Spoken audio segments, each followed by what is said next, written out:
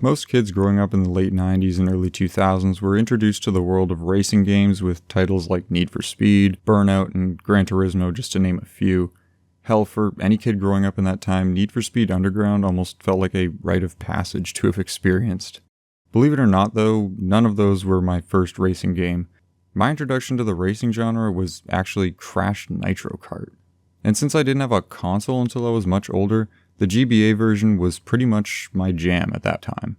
The low resolution of the Game Boy coupled with the game's confusing backgrounds gave me a splitting headache, but man, was it ever a blast racing go-karts around as my favorite band of larger-than-life cartoon characters at the time. But then it dawned on me as I thought about more similar games from my childhood. Whatever happened to kart racing games? Well, in order to answer that, we'll need to rewind a little bit. The roots of the racing genre go way back to the arcades of the 1970s and 80s, ranging from traditional joystick and button controls to having full-on seats, pedals, and steering wheels. Games like Pole Position and Outrun brought the thrill of speed to gamers at the time, and really, what could have been more appealing? The expensive and fast-paced sports cars mixed with the realistic nature of being able to actually sit in the driver's seat with a steering wheel in hand. Home consoles of the time didn't so much have the technology to achieve what arcade cabinets could, but that's not to say they didn't have their own offerings too. The early 80s saw a number of them on Atari consoles and others for Nintendo and Sega platforms later on. Probably the biggest example being F-Zero on the Super Famicom and SNES. Being one of the first games to utilize Mode 7 scrolling at the time, allowing the background layer to be rotated and scaled on a scanline by scanline basis. This created much more depth and a realistic 3D look that just wasn't common at the time for these racing games, let alone any game on a home console. These arcade and console titles were great for the time, but they largely focused on realism and fast-paced on-road action, so they were kind of missing something.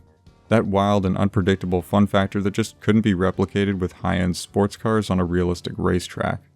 That is until the early 90s, when the racing genre would see its strangest idea yet. Nintendo flipped the script for racing games with the release of Super Mario Kart in 1992, taking the ever-popular band of characters from the Mushroom Kingdom out of their 2D platforming roots and placing them into a whole new type of game. What made it so different? Well, instead of high-speed realism, it embraced a cartoonish arcade style. You could race as Mario, Luigi, Bowser, and other iconic characters, each with their own unique go-karts and stats, using power-ups like shells and bananas to mess with your opponents and try and win the race. It was fast, approachable, and ridiculously fun. It did away with the realistic direction that most racing games of the time aimed for, and brought its own completely unique cartoonish style to set itself apart. And people absolutely loved it. The game was a smash hit as it became one of the best-selling games for the SNES, with almost 9 million copies sold across the world. It effectively turned the genre on its head. It was bright, colorful, and completely over the top, but still competitive, and it was just what players wanted. And Super Mario Kart is now often credited with ushering in the new subgenre known as kart racing. Not your everyday racing game. This one is chock full of exploration, wild adventure, and excitement. Your old pal Diddy Kong and 7 other characters speed through 20 beautiful 3D courses with rivers. The success of Super Mario Kart naturally drew a lot of attention, and it's safe to say that everybody wanted a piece of the kart racing action. And with technology evolving even further for both home consoles and handheld systems at the time, the action would only get dialed up from there. Throughout the 90s and early 2000s, the market was absolutely flooded with kart racers, from the PlayStation and N64 to the Game Boy Advance and DS.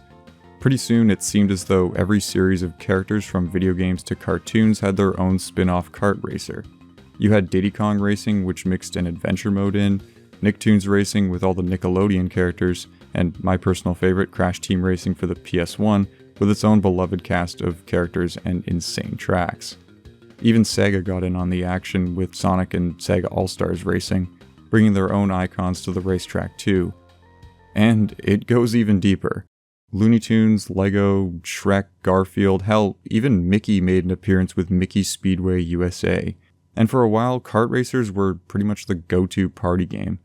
Thinking back to nearly any party or gathering I've ever been to where there's some sort of co-op game being played, it was usually Mario Kart. And for most of the people taking turns, they didn't even really play video games. which was one of the key points to the success behind these titles. They had something that made them easy to pick up and learn, yet hard to put down. Surely they weren't all perfect, but each game had its own style and features, while largely sharing the same blueprint: fun and simple gameplay. You never knew who would come in first or last thanks to power-ups, shortcuts, and unpredictable track designs. It was all about simple and straightforward fun, both for casual and experienced players alike. Kart racers exchanged the fast-paced and mostly realistic gameplay feel that players were used to with traditional racing titles and scaled it down. While the vehicles may have been smaller, the maps less intricate, and the theme overall more satirical, the action, tension, and fun were always kept high with each race, with boosts and power-ups providing the element of surprise. Pretty much every kid in this era got to experience at least one kart racing game.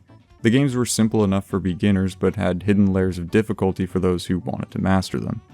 These kart racers definitely didn't take themselves too seriously, which made them great not just for kids but for friends and family of all ages, just to pick up and play together. And especially as Mario Kart's popularity only rose with each new release, the genre was starting to dominate over the traditional racing games of the time. But as unique, popular, and fun as they were, the golden age for kart racing games couldn't last forever. Things started to change, and it seemed like the once beloved karts were struggling to keep up with the competition. As the 2000s wore on, it started to become clear that the climate was changing in the gaming industry, and fast. The 6th generation of consoles were a pretty big leap. While game systems of the 90s largely introduced the wonders of 3D graphics to gamers, they did have their limitations. But the newer console generation brought never-before-seen levels of realism to many different types of games, and the racing genre was certainly no exception. Companies saw the potential for games to become much more immersive in their presentation. Thus, gamers started wanting different kinds of experiences. Realism became the big thing, not just in graphical advancements, but in gameplay too. The popular racing franchises like Need for Speed and especially Gran Turismo began focusing even more on realistic graphics and physics with tons of highly detailed cars and customization. Even at that, the media in the 2000s was of course changing too, with movies like Fast and Furious popularizing the street racing culture amongst young people, pretty much giving birth to the Need for Speed Underground titles. Games with much more open worlds were starting to take over too. Players were looking for bigger, more expansive areas where they could do almost anything, not just race around a track with some cartoon characters. This new age of racing games was, well, cooler. That's Eddie. Take a good look, man. He's a winner, and winners get mad respect. It ain't just about the car, it's about the attitude. Even titles that had a more arcade feel, like Burnout, were more about massive crashes and destruction, rather than simple speed boosts and over-the-top power-ups. Kart racers were generally simple, both in their art style and gameplay, which made it even harder for them to evolve outside of their roots to conform with the changes and demands of the industry. And with that, the colorful, wacky go-kart racing caricatures started to seem almost childish in comparison to the new wave of realism in racing. The truth was that the gaming industry had changed, and so did its audience. With the rise of mobile gaming, esports, and online multiplayer games, studios had to make the choice about where to invest, and that was on top of the shift in racing games as mentioned before. With how expansive games were becoming, it didn't make much sense for most studios to develop a game that couldn't match the sheer size or engagement of other titles. There was only so much that these games could do to change in the ever-evolving industry. That's not to say that racing games are the evil genre that killed the kart racer or anything, as there really are some fantastic racing titles out there. But their rapid expansion in technology and content simply made it too hard for the karts to keep up. But that's also not to say that they're gone for good. After all, Mario Kart is still going strong on consoles like the Switch. Even in the past few years, we saw the remake of Crash Team Racing titled Crash Nitro Fueled in 2019, and some other continuations of previous titles like Nicktoons Racing. Some more recent smaller titles have also tried to follow a similar kart racing design, but I can't help but feel like they lack the same unique style that previous titles had in spades. Ultimately, just kind of looking generic by comparison. So for all intents and purposes, this unique subgenre of racing has definitely seen a decline in popularity. Largely speaking, I have a sense of humor that rivals even the most childish of 8-year-olds, so I find kart racers not only to be hilariously fun, but also generally laid back and comforting experiences. I'm not exactly expecting the French Laundry when it comes to these games either, but but it's hard to hold a candle to Forza Horizon's content and realism when their design is so inherently simple. But these games don't need to be revolutionary or groundbreaking. Sometimes just being a fun and grounded experience is all that's needed to stand out. So while they may have faded out of the spotlight as the industry shifted to other trends, the fun, chaotic nature of kart racing still holds a special place in gaming as one of the strangest ideas that managed to spawn an entire subgenre. And while we may never see the flood of similar games like we did back then, the love for these titles definitely lives on. I'll always have some pretty fond memories of playing Crash Nitro Kart on my Game Boy Advance SP or Mario Kart DS that came bundled with my DS Lite back in the day. But hey, going back and shooting rockets at Dr. Cortex is still a blast to me. And while I may never get to have the same nostalgic feeling again, I'm pretty fine going back and playing these older titles just for the hell of it, even if it means that Nitro Kart will give me an agonizing headache.